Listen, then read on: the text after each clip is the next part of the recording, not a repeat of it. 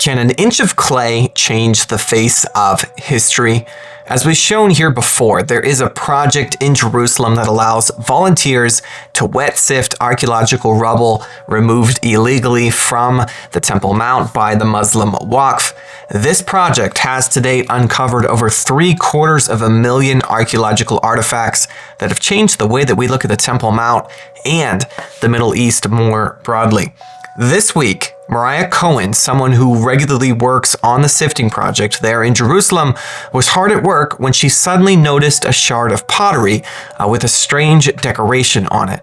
When she took a closer look, what she saw made her scream. What Moriah saw is this: a 1-inch clay seal with an inscription on it written in Assyrian cuneiform text dating back to the first temple. The inscription is from the kingdom of the Assyrians to the kingdom of Judea, demanding to know when a payment would be made for a tribute Judah owed to the Assyrians. Now, to many of us who read the Bible, this discovery might not sound groundbreaking. The Bible records on several occasions in the book of 2 Kings where rulers of Judah sent tribute to the Assyrians, but that's the key here. The Bible records it, but to date, archaeologists have only discovered evidence of the Bible's accounts on the Syrian side. We have the Assyrian inscription found in modern-day Turkey, recording the battle where Ahab fought against Assyria with a coalition of kings.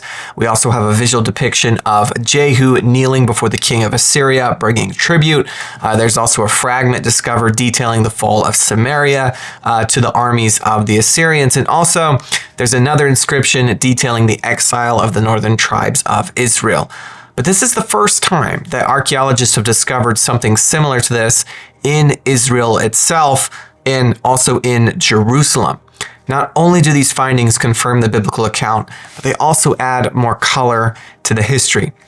For instance, the shard that was just discovered was found in the central drainage canal next to the Temple Mount from the Second Temple period and next to a building from the First Temple period. The fact that it was found there and the fact that a number of other official documents and inscriptions have also been found in that location, and those documents and inscriptions date back to the First Temple, could suggest that this area was used by high-ranking officials or ministers in the First Temple administrations. The shard itself looked like an inscribed royal sealing or impression used to seal official letters from the Assyrian courts. Sometimes these sealings were inscribed with a short description of what was inside of the letter, which seems to match what was found here. This discovery is a vivid example of the excitement surrounding discoveries being made in Jerusalem every single day. There are layers upon layers of history just waiting to be dug up and examined, and every piece we find like this adds just a little bit more to what we know about the Bible, Israel's history, and how the nations around interacted with Israel. It's kind of crazy though. The sender of the letter and the seal that was attached to it was ruling over Israel at the time, and the purpose of this letter was to extract tribute from Israel. But oddly enough, the sender and the language that this notice was written in are completely gone. The only thing surviving is the artifact itself and the nation of Israel, living and ruling in the very place this artifact was discovered in. It's just a good reminder for all of us today. And also, it's a good reminder that the world is actively pressuring Israel to not only give up their historic capital, Jerusalem, for the creation of a Palestinian state, but also the rest of Judea and Samaria as well, which is home to almost 1 million Israeli pioneers and 23 of the most well-known biblical locations. And as we've seen with the Assyrians and countless other nations, when you try to drive Jews out of Judea and give away God's land, it doesn't end well for the nations responsible. That's why we created a quality shirt that shows the West Bank crossed out on the front, replaced with the biblical term Judea and Samaria. It also shows those 23 biblical locations we talked about on the back, along with a map of Israel's biblical heartland. Go to theisraelguys.com/store or click the link in the description below to get your shirt today. To do your part to stand with God's people and the land He promised them forever, that's theisraelguys.com/store or click the link in the description link below. Since this groundbreaking artifact was discovered at the Sifting Project in Jerusalem, I think you'll enjoy this excerpt from our recently produced film on the location of the Temple Mount, where Luke and Josh actively visit that very same sifting site and discuss Jerusalem archaeology with a lead archaeologist on site. Take a look.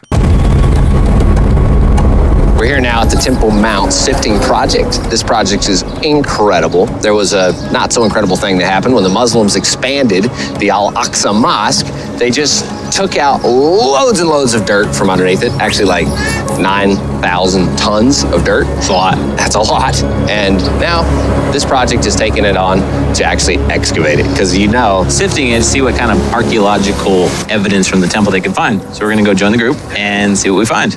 Welcome to the Temple Mount Sifting Project. One day in 1999, 9,000 tons of dirt fell on us. And this dirt came from the Temple Mount and is very, very important. It's very valuable dirt because it contains a lot of information about what was going on in the Temple Mount over history. We found seal impressions with the names of priests who, like officials, officiating at the temple that were mentioned in the Bible, in like the book of Jeremiah. And so you have a triangulation between an archaeological find, the scripture, and the location. Here we've also been able to reconstruct what the Temple Mount courtyard looked like. We found a lot of geometric tiles, and we're able to calculate what they look like when they weren't broken, and then calculate what the patterns look like. And we saw how much Herod, who rebuilt the temple, invested in the building material. This black material is called bitumen. He brought it in a great number from the area of the Dead Sea.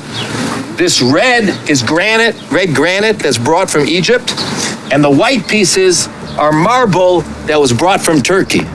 He did a beautiful job in rebuilding the temple, and this just shows how much he invested in making it a really nice reconstruction.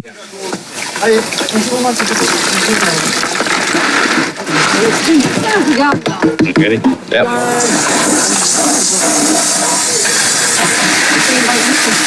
We're really hoping to find some serious artifacts here.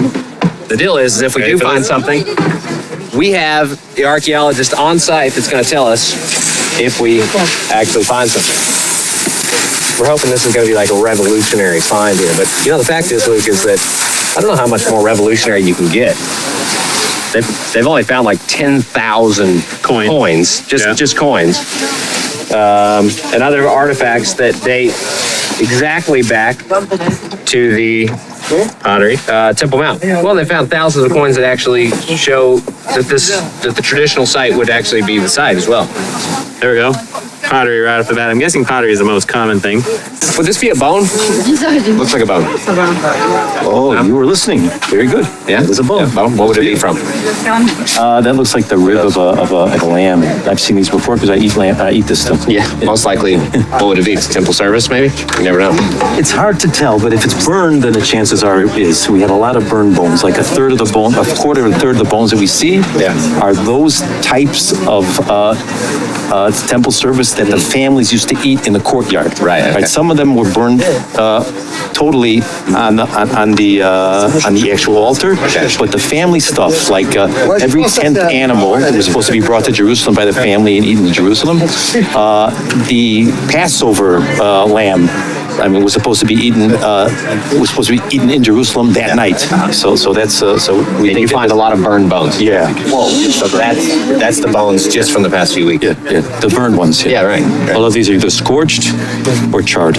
Which would, coming from off the Temple Mount, you would expect. Especially because according to Jewish law, the Passover lamb, which you had hundreds of thousands of people eating, on Passover Eve, had to be roasted. Yeah. Had to be roasted on the fire. That's what we think this is from. Amazing. Yeah. The pottery. Now, if you ask me, that looks like a mosaic. perfectly round. I don't think rocks naturally come this way. We'll have to find out. But I mean, look at this thing. It's got to be mosaic. Cut perfectly from the Temple Mount. I mean, just think of the story this could have behind it. Think about who would have walked on top of that. Just let your mind go wild there. I don't know. But Temple Mount. They found 10,000 coins from here. They found all those pillars, marble, mosaics, glass. All right, guys, look at this. This is, I don't know how old this is, but it's some kind of crazy piece, and it's maybe gold actually in here, literally. Look at that. Incredible. Look at all that color. We just found it right here. Incredible stuff. I mean, look at this. There we go. Could you give me an estimated number just on your project alone? How many pieces have you found that point? We have, I don't know, probably over 750,000 pieces that the assumption is that they come from the Temple Mount. I mean, that because they're connected with the temple period there. Yeah. So it's not a theory. We're talking facts. We're talking scientific facts, okay? Which are always a basis for discussion, but they're there. Guys, if you haven't already, head over to our YouTube page to watch the full film or click the link in the description below. We put an enormous amount of effort into researching the search for the real location of the Temple Mount. All of this is a fantastic reminder that God's word is always true, it's always verified, and it always aligns with the historical record, and now more and more the archaeological record as well. Before I go, I'd like to thank the team of monthly supporters who make all of these videos possible. We're enjoying producing more behind-the-scenes content for all of you over on the private access Telegram group, and we have a live stream coming up with a detailed update on what's been happening over here in Israel, over here with the Israel guys with our volunteer work on the farms here in Judea and Samaria. That's coming on Sunday. If you're not on our team yet and would like to join and get access to the Telegram group, get access to these monthly live streams, store discounts, prayer requests, etc., you can go over to theisraelguys.com/donate to do that. Thank you for your support, and as always, thanks for watching.